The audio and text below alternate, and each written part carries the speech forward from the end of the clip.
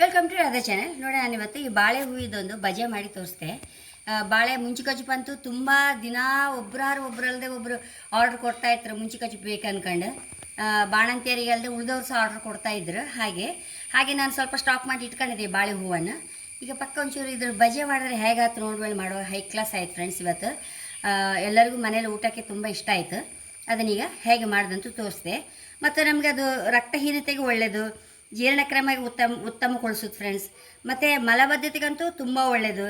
ದೇಹಕ್ಕೆ ಅಗತ್ಯವಾದ ನಾರಿನಂಶವನ್ನು ಸಹ ಇದು ನಮಗೆ ಒದಗಿಸುತ್ತಂತೆ.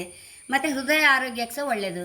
ಮತ್ತು ಮೇಯ್ನ್ ಇದೆ, ಬಾಣಂತಿಯರಿಗೆ ಕೊಡ್ತಾರೆ ಇದರದ್ದು. ರಕ್ತಹೀನತೆಗೆ ಒಳ್ಳೆಯದಲ್ಲ, ಹಾಗಾಗಿ ಬಾಣಂತಿಯರಿಗೆ ಇದರ ಅಗತ್ಯ ತುಂಬ ಇತ್ತು. ಹಾಗೆ ಇದರದ್ದೊಂದು ಬಜೆ ಮಾಡಿ ತೋರಿಸ್ತೇನೆ ನಾನೀಗ. ಫಸ್ಟ್ ಇದನ್ನೊಂದು ಕತ್ತರಿಸ್ಕೊಂಬ, ಸ್ವಲ್ಪ ಮುಂಚಿಗೆ ಫುಲ್ ಹಾಕಿದೆ. ಈ ಬಜೆಗಾದ ಕಾರಣ ಚೂರು ತೆಗಿತಾ ಇದ್ದೇನೆ ನಾನು.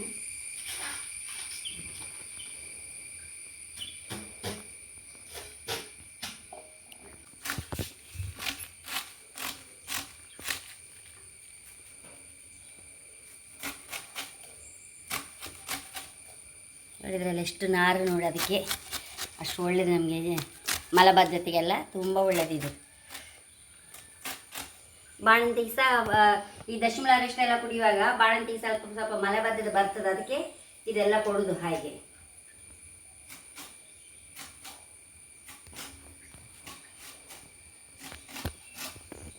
ಎಷ್ಟು ಒಳ್ಳೇದು ನೋಡಿ, ನನಗೆ ಗೊತ್ತೇ ಇಲ್ಲ ಬಜೆ ಸಹ ಇಷ್ಟು ರುಚಿಯಾಗುತ್ತೆ ಹೇಳಿ. ಮುಂಚಿಕಜ್ಜು ಅಂತೂ ಸೂಪರ್ ಟೇಸ್ಟ್. ಅದು ಎಲ್ಲರಿಗೂ ತುಂಬ ಅಂದರೆ ತುಂಬ ಇಷ್ಟ ಆಗ್ತಾಯಿತ್ತು. ಒಬ್ಬರು ಹೀಗೆ ಕಾಲ್ ಮಾಡಿ ಹೇಳಿದರು, ಈ ಸ್ವಲ್ಪ ಎಸಿಡಿಟಿ ಇದ್ದವ್ರಿಗೆಲ್ಲ ಸಹ ತುಂಬ ಒಳ್ಳೆದಾಯ್ತು ಮೇಡಮ್, ನಮಗೆಲ್ಲ ತುಂಬ ಲಾಯ್ಕ್ ಆಯ್ತು ಅಂತ ಹೇಳ್ತಾ ಇದ್ರು. ಮುಂಚಿಕಜ್ಜು ಕತ್ತರಿಸ್ಕೊಂಡಿದೆ ನೋಡಿ, ಎಲ್ಲ ನೋಡಿ ನಾರು. ಇದಕ್ಕೆ ನೀರುಳ್ಳಿ ಸಾಯ್ಕೊಂಬ,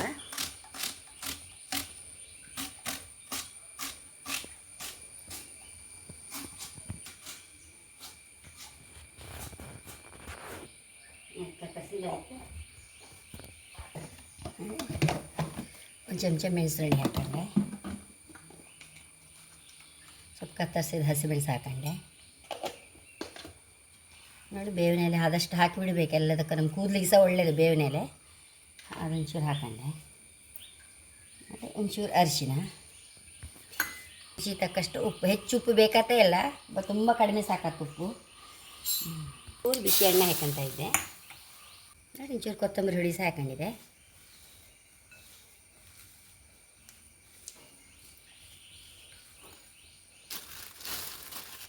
ನೋಡಿ, ಹಿಟ್ಟು ಹೆಚ್ಚು ಬೇಕಾತೇ ಇಲ್ಲ ಇದಕ್ಕೆ, ಬರೀ ಅದೇ ಹೂವೇ ಇರಬೇಕು ಹೆಚ್ಚು, ಆವಾಗಲೇ ಲಾಯ್ಕ್ ಆಗೋದು ಅದು.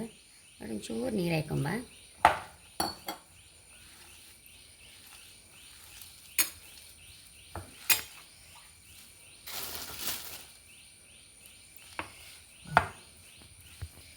ಹಾಗೆ ಆಯಿತು.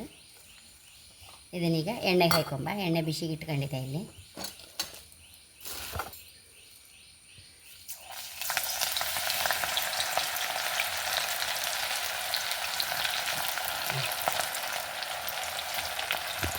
ಆಯ್ತಾಯಿತು,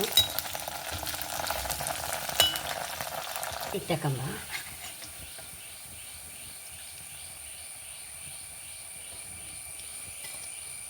ಎಷ್ಟೋ ರುಚಿಯಾದ ಬಾಳೆ ಹೂವಿನ ಬಜೆ ರೆಡಿಯಾಗಿದೆ.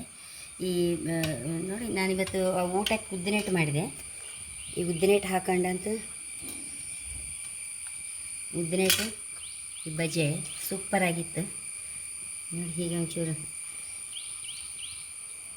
ನೋಡಿ, ಹೀಗೆ ಉದ್ದಿನಟ್ಟು ಅಂತೂ ತುಂಬ ಲಾಯ್ಕ್ ಆಯಿತು. ಉದ್ದಿನಟ್ಟು ಒಟ್ಟಿಗೆ ಬಜೆ, ಸಾರು ರೊಟ್ಟಿ ಸಹ ಹಾಗೆ, ಸಾರು ಮತ್ತು ಉದ್ದಿನಟ್ಟು ನಾನು ಅಡುಗೆ ಇವತ್ತು ಅದರೊಟ್ಟಿಗೆ ಸೂಪರಾಗಿತ್ತು. ಎಲ್ಲರಿಗೂ ತುಂಬ ಖುಷಿ ಆಯಿತು.